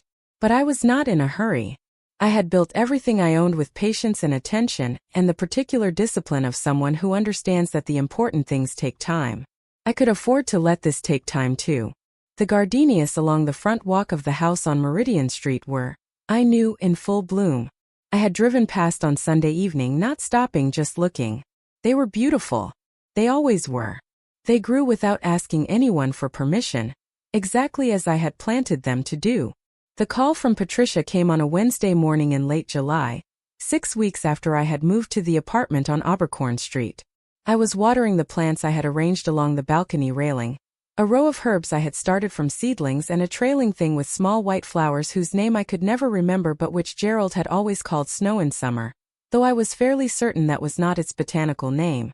I had my phone in my pocket, and when it vibrated I saw Patricia's name, and felt the particular alertness that comes when someone who holds information you need chooses to share it. "Celestine," she said. "Marcus called me again yesterday." "I know," I said. "He mentioned he was going to. He asked very specific questions this time." A pause. "About the conditions framework. About what specifically would constitute the kind of demonstrated behavior the trust is looking for. About the timeline." "What did you tell him?" "I told him that the conditions are assessed on an ongoing basis by the trustee, which is me, and that I look at a range of factors over a minimum of 2 years before making any recommendation. I told him that the factors include how he conducts himself in relation to you, how he conducts himself in relation to his financial obligations, and how he demonstrates in concrete and observable ways that his values align with yours. And he asked whether Desiree's conduct also factored in," Patricia said. I set down my watering can. "What did you say?" "I said that the trust was established for his benefit, and that the assessment was of him, but that relationships are not separate from character, and that how a person chooses their close relationships, and how they conduct themselves within those relationships, is necessarily part of any assessment of character." "That's an elegant answer," I said. "I've been doing this for 30 years, Patricia said. "I've developed a few." I picked the watering can back up and moved to the next plant. Below in the courtyard, the sparrow's small project in the corner planter had progressed to something recognizable. A nest, compact and serious, wedged into the angle where the planter met the wall. "He asked one more thing," Patricia said. "Tell me." "He asked whether Desiree had any standing in relation to the trust." Any claim, any role, any access. What did you say? I said no. That the trust is structured around you in your direct line. That Desiree has no legal relationship to the trust in any capacity. How did he receive that? A brief pause. Quietly, Patricia said. I think he already knew, but hearing it stated plainly was a different experience. I understood this. There is a significant difference between the knowledge you carry around untested and the knowledge that has been spoken aloud by a professional in a room with good lighting and a large wooden desk. The first kind can be ignored, minimized, rationalized. The second kind is a document. Thank you, Patricia, I said. He's trying, Celestine, she said, and her voice had a quality I did not often hear in it, something that was not professional, that was simply the observation of a woman who had been watching people navigate difficult things for 3 decades. I want to say that clearly. He is genuinely trying. I know, I said. I'm watching. The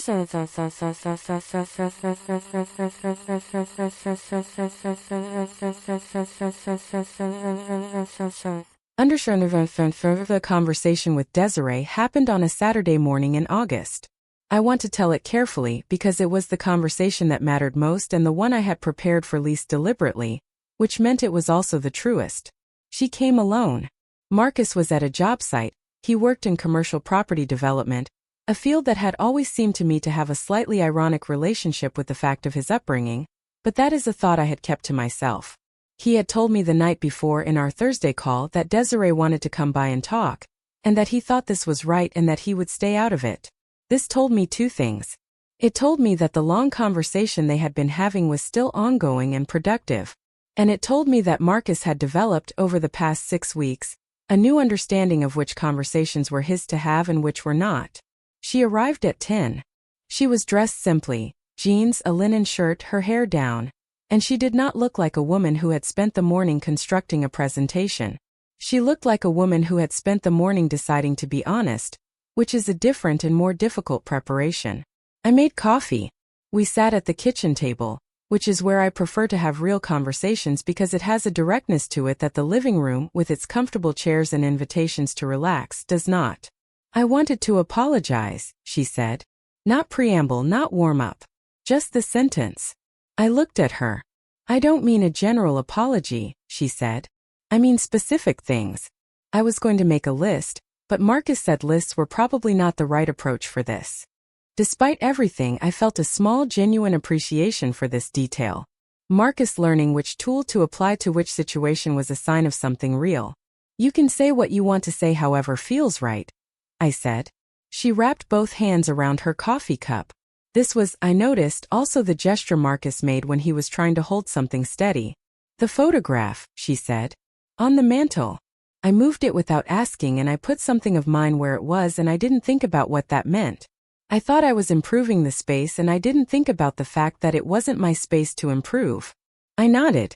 The conversation I had with my mother. She looked at me directly. About the house. About what it was worth and what might happen to it. I think you may have heard some of it. Or some of what came before or after. I don't know exactly what you know. A pause. But I know that the conversation happened and that I had it, and that it was the wrong conversation to be having. Yes, I said. She stopped. Tried again. I grew up in a family where you thought about the future very practically.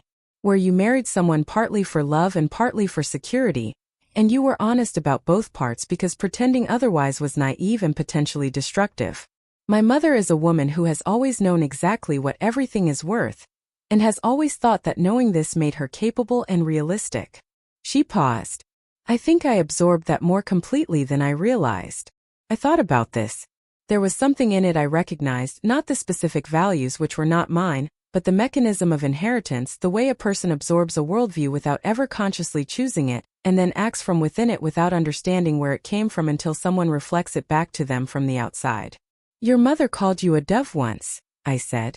In a toast at the rehearsal dinner. She said you always knew which nest to build in. Desiree was quiet for a moment. I remember.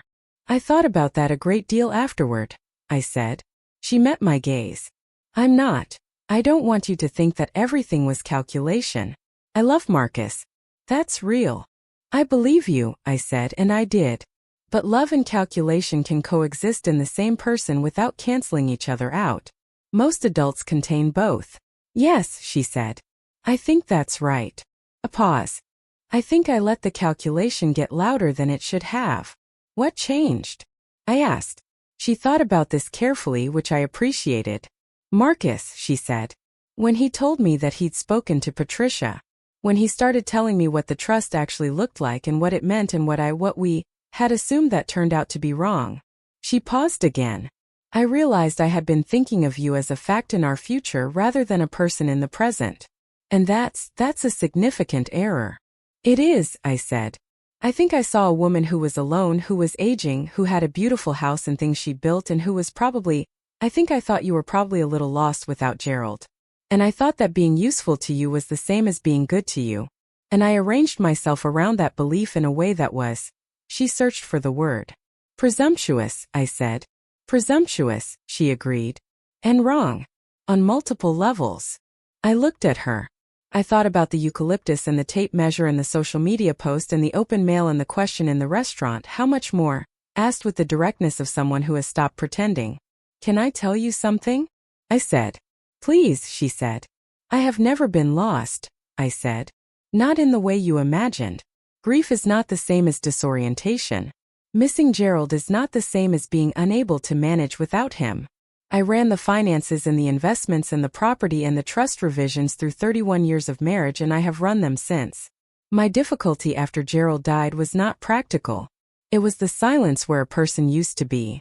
And that is not something that can be addressed by anyone rearranging my furniture or updating my kitchen. She absorbed this. I understand that now, she said quietly. Good, I said. We sat in a silence that was not comfortable exactly but was honest, which is the more valuable quality. The morning was moving toward its full summer brightness. Through the kitchen window, the courtyard below was beginning to fill with light. What I'm trying to figure out, Desiree said, is what it looks like from here. What being in your life actually looks like if we do it correctly. That's the right question, I said. Do you have an answer? Some of one, I said. The rest will develop as we go. She waited. It looks like asking, I said. Before assuming. It looks like understanding that generosity and control are not the same thing, and that offering help to someone who hasn't requested it is sometimes more about the offer than the offered. It looks like recognizing that I am a full person with a full life that predates your presence in it, and will continue beyond whatever role you play in it. And it looks like bringing me whatever you bring. Your energy, your ideas, your professional instincts, your love for my son. As things that exist alongside my life rather than as improvements to it.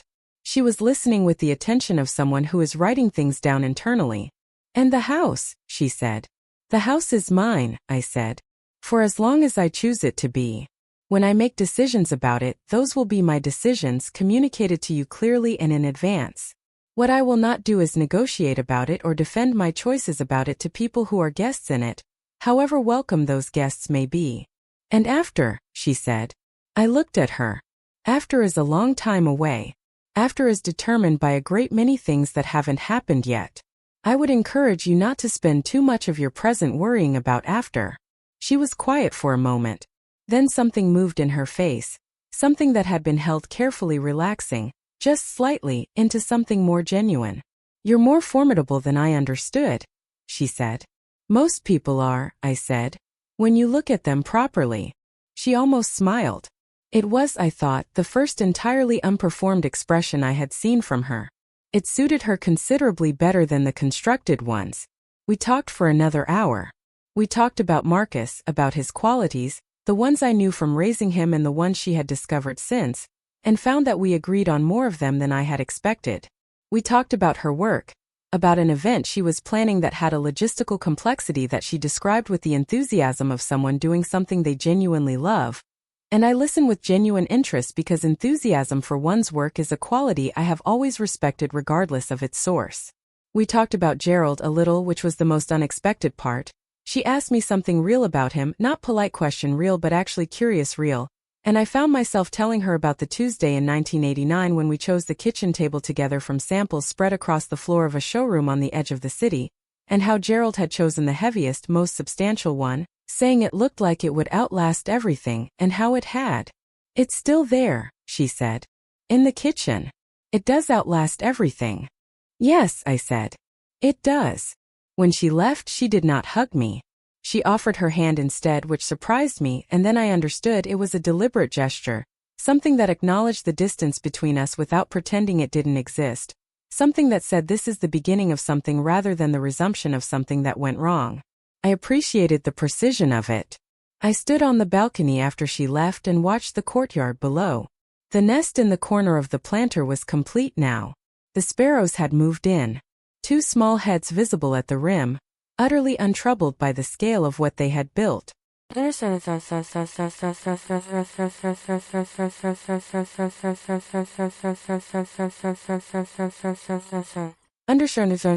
September came.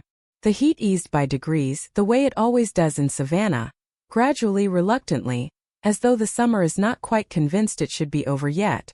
The 1-year timeline on the house arrangement was now 9 months away. Patricia had sent Marcus the formal documentation of the terms, and he had reviewed it with his own attorney and signed it without dispute, which was a sign of something. Desiree had called Patricia's office to ask a procedural question about the written consent requirement for property changes, which was a sign of something different and, I thought, better. Not the question of someone looking for a workaround, but the question of someone trying to understand the rules in order to follow them. Marcus came on Thursdays.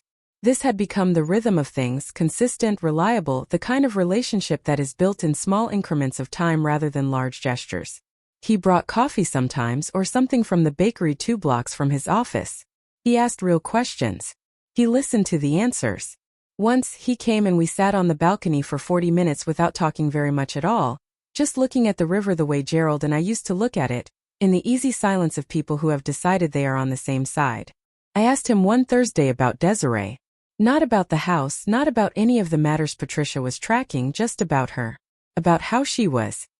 He told me she had taken on a large corporate account that was consuming most of her professional attention in the most satisfying way. He told me she had been talking to her own mother more, and that those conversations were complicated in ways she was trying to work through. He told me she had started a garden on the small terrace of the apartment they were looking at. Not the house, a separate apartment, a choice they had made together, and told me about with a particular care that suggested they understood what the telling meant. "You're leaving Meridian Street," I said. "We want our own place," he said. "A real start. Something that's ours." I looked at my son. "Good," I said. "You're sure?" "You're not." He paused. "I don't want you to think we're abandoning you there." "Marcus," I said. "I left Meridian Street first. I rather think I set the precedent." He laughed. It was Gerald's laugh, sudden, real, with his whole face in it. I had not heard Marcus laugh that way in longer than I wanted to calculate. "I suppose you did," he said. "The house will be fine," I said. "I've been in conversation with Boyd about some options. There are things I'm considering." "What things?" "Options," I said. "I'll let you know when they're settled." He accepted this with the equanimity of a man who had learned, over the preceding months, that information would come to him in its proper time, and that pressing for it earlier served no one. The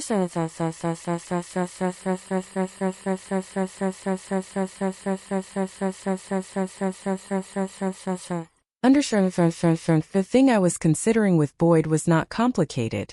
It was, in fact, quite simple, though simple things sometimes take the longest to arrive at. I was considering moving back. Not because anything had been resolved in the way of a story being resolved, with a clear before and after and a lesson stated plainly. Life does not resolve that way in my experience. It continues and adjusts and finds new arrangements, and the people in it are always in the process of becoming rather than in the fixed state of having become. But I missed the gardenias. I missed the screened porch and the afternoon light that comes through the dining room windows at a specific angle in October that makes the whole room the color of old honey. I missed the kitchen table that Gerald had chosen for its solidity, and which had outlasted everything as he said it would. I missed the sage green shutters and the wide plank floors and the particular sound of rain on the porch roof that I have heard for 39 years and that lives in my body the way certain pieces of music live in your body, not as a memory but as a physical fact. The apartment on Abercorn had been exactly what I needed. It had been the proof, visible and inhabitable, that I was capable of choosing my own terms. It had been the answer to a question that needed to be asked. But it was not home, and I had spent enough of my life to know the difference. I called Patricia on a Tuesday morning in mid-September. "I'm thinking about going back to Meridian Street," I said. "When?" she said. "Marcus and Desiree are planning to move out by the end of October," I said. "I'd like to go back after that. Perhaps November." "How do you feel about it?" she asked. This was not a legal question. It was the other kind. "Ready," I said. "I feel ready. Anything you want to adjust in the trust before you go back?" I thought about this. I thought about what the preceding months had shown me. About Marcus, about Desiree, about the capacity of people to recognize the truth about themselves when it is presented clearly and without cruelty. About the difference between the people who, when confronted with their own behavior, turn toward it and the people who turn away. "No," I said. "Let it stand as it is. The conditions are right." "Patricia." "Yes. I think he'll meet them," I said. "Given time." A pause. "So do I," she said. "For whatever that's worth." "It's worth a great deal," I said. "You've seen many more of these than I have."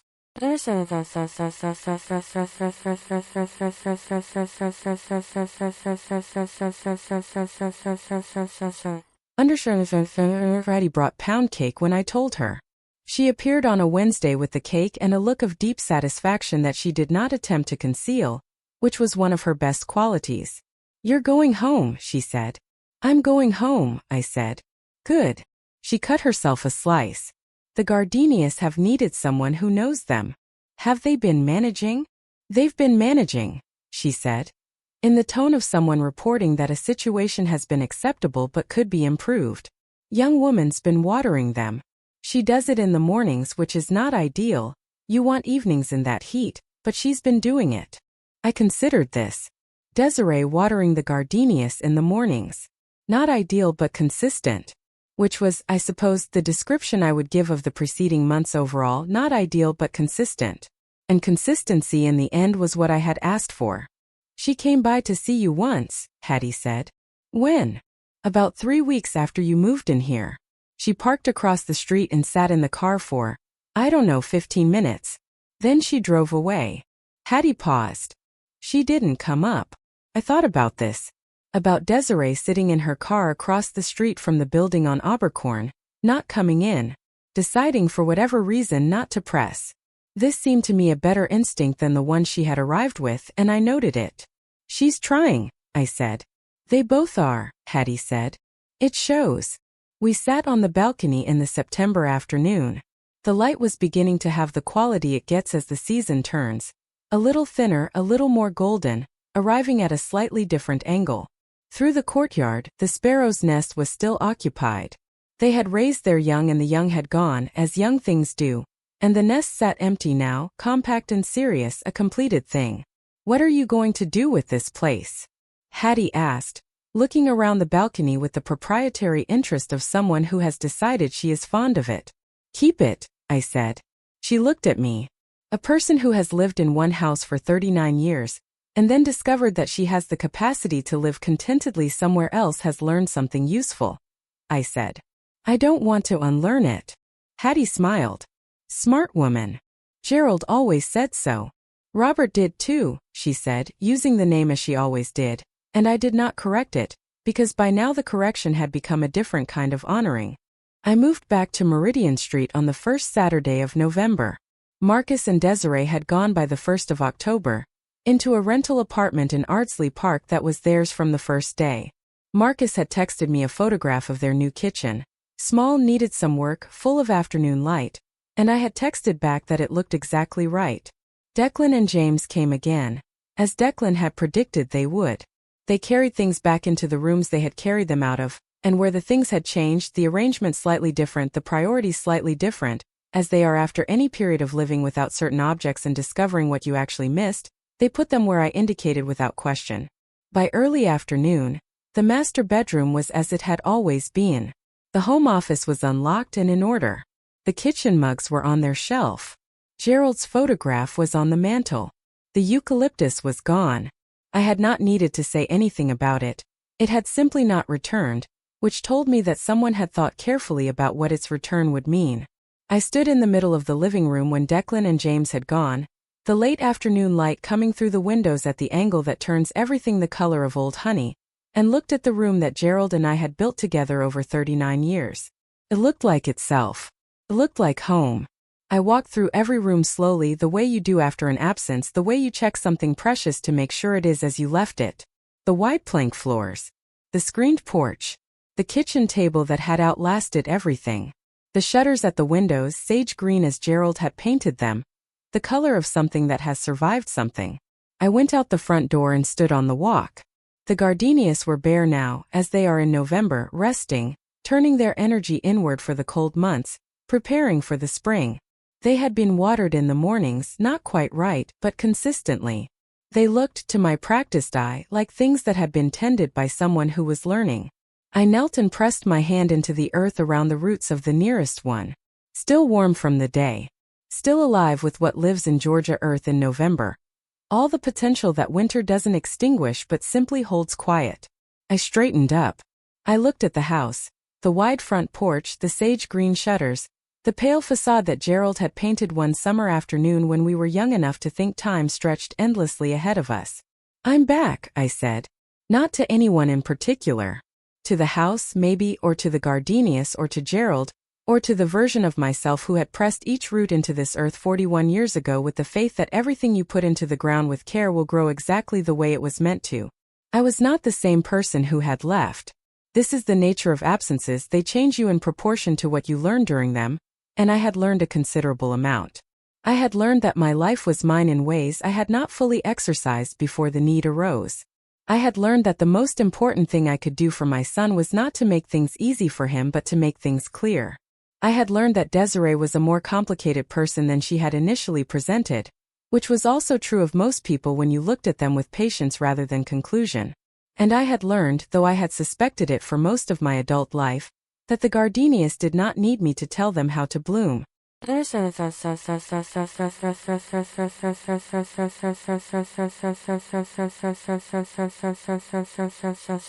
Undershire came for Thanksgiving. She drove up from Charleston on Wednesday afternoon, and we spent the evening on the screened porch with wine, and the particular ease that belongs to people who have been friends for long enough that silence is as comfortable as speech. She had not been to the house in several years, and she moved through it with the slow appreciation of someone encountering a place they love after an absence. "It's exactly the same," she said. "Mostly," I said. "You seem different," she said, settling into her porch chair. "I am," I said. "Better different or harder different?" I thought about this with the seriousness it deserved. "Clearer," I said. "I think that's the word. I feel clearer about what this is and what I'm willing to have happen to it and what I'm not. And Marcus. Coming Thursday," I said. "Both of them." Vera looked at me. "Desiree too." "Desiree too. How do you feel about that?" I poured more wine. I looked at the screened porch, at the chairs that Gerald had built, at the garden in the November quiet, at the distant movement of the street beyond the gardenias. "I feel like it's Thanksgiving," I said. "And she's my son's wife. And that's where we are." "That's honest," Vera said. "I find it's the most efficient approach," I said. She laughed. This was what I had always loved about Vera. She laughed at the right things.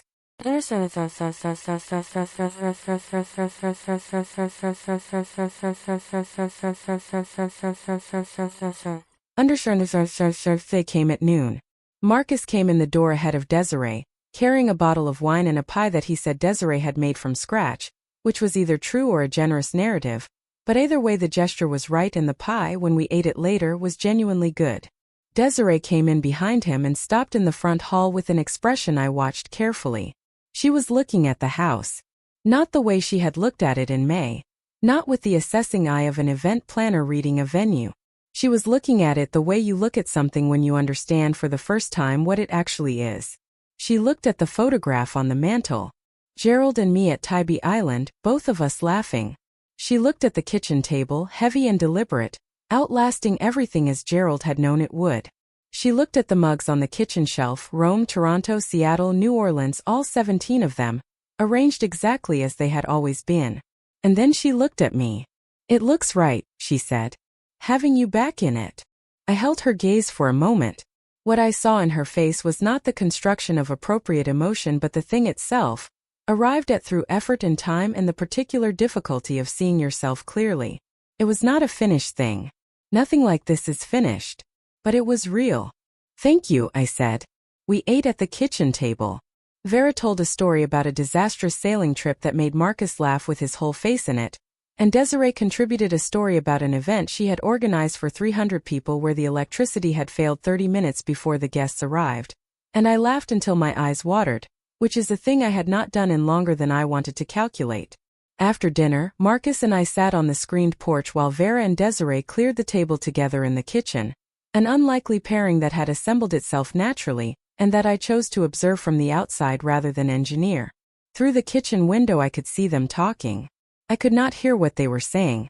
I did not need to. You demonstrated who you are. I just tried to be. He stopped. I tried to be the person I should have been from the start. That's all any of us can do, I said. He was quiet for a moment. Then, does Des know? Not yet, I said. That's for you to tell her. He nodded. He turned his coffee cup in his hands. She's been different, he said. Since last fall. Since the conversation she had with you. He paused. I don't know exactly what you said to each other. You don't need to, I said. No, he agreed. But whatever it was, she's been thinking about the things her mother taught her. Questioning some of them. She went to see a therapist in January. Her own, not ours, together. Just to think through some things. I absorbed this information with the quiet attention it deserved. That takes courage, I said. It does, he said. She has more of it than I knew. I thought about Desiree sitting in her car across the street from the building on Abercorn, deciding not to press. Desiree watering the gardenias in the mornings. Not ideal but consistent. Desiree at the kitchen table on a Saturday in August, offering her hand rather than pretending a warmth that hadn't yet been fully earned. Yes, I said. I think she does.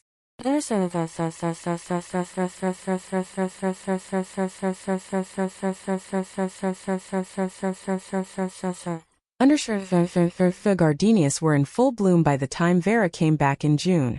She arrived on a Friday evening, later than planned because of traffic, and came in through the front door and stopped in the hall and stood for a moment the way she always does, taking the house in. The gardenias, she said through the screen door, looking at the walk. They had a good year, I said.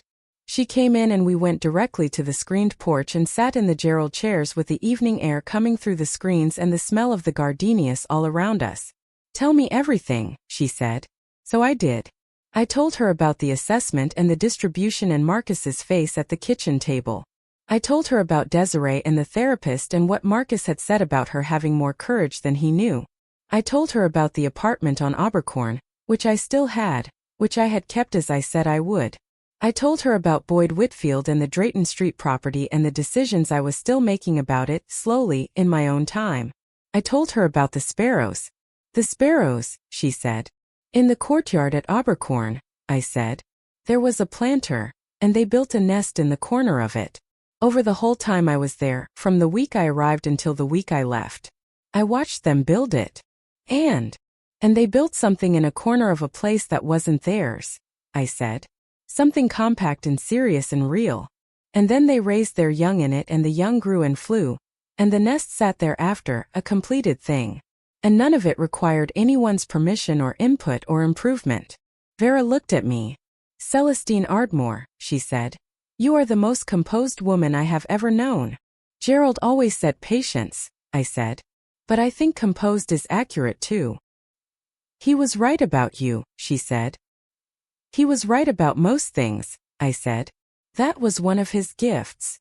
We sat in the Gerald chairs in the evening light, with the gardenias sending their fragrance through the screens and the river somewhere beyond the rooftops doing its slow, dark, thoughtful work. The house held us the way it had always held everything I had put into it, steadily, without condition, with the particular permanence of things that have been properly built. I thought about the morning 39 years ago when I had planted the gardenias along the front walk with the faith that everything put into the earth with care would grow exactly as it was meant to. I had been wrong about a great many things in those years.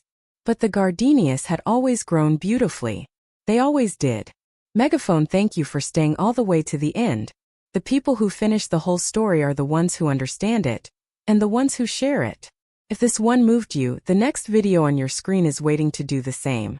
And if you haven't subscribed yet, come back. There's always another woman the world underestimated. And we tell those stories here. Marcus was quiet beside me in the way he had become comfortable with, the good kind of quiet, the kind that means someone is present rather than absent. I called Patricia on Monday, he said. I know, I said. She said the 2-year mark is in March. He paused. She said she'll conduct the first formal assessment then. Yes, I said. I know there's no checklist, he said. You told me that. There isn't. But I think I understand what she's looking at. I think I've been trying to do those things. Not because of what they lead to.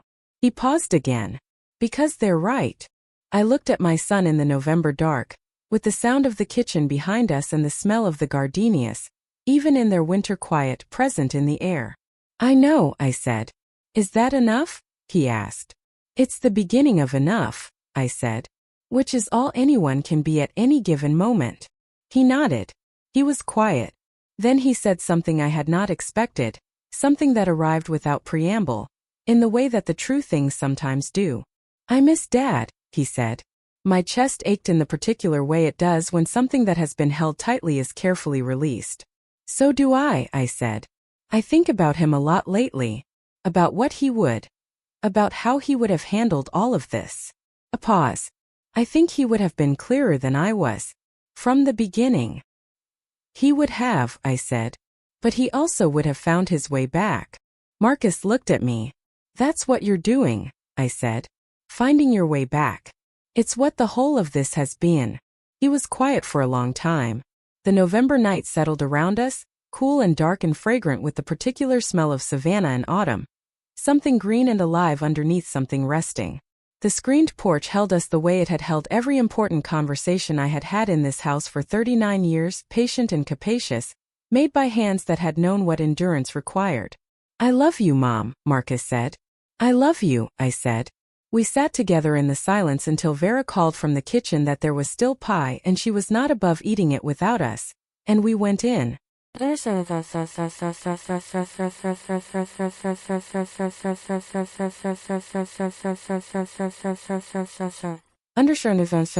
the spring, the gardenias bloomed. They bloomed as they always did, without asking anyone's permission, without negotiation, without any particular acknowledgement of what they had been through in the months they had been tended by hands that were still learning their particular requirements. They simply bloomed, as things that have been properly rooted always do when the conditions return to what they need. I was on the porch the morning the first one opened, with my coffee and the early April light and the river smell off the water. I saw it from where I was sitting, the first white flower against the dark green leaves, opened overnight while the world was doing its other business. Patricia called that same morning. The 2-year assessment, she said, was favorable. The documentation supported the conditions. The first distribution from the investment trust would be processed within 60 days. She gave me the figure. It was significant. Not the whole of it, the structure was designed to distribute in increments over time, which was exactly the design, but enough to matter.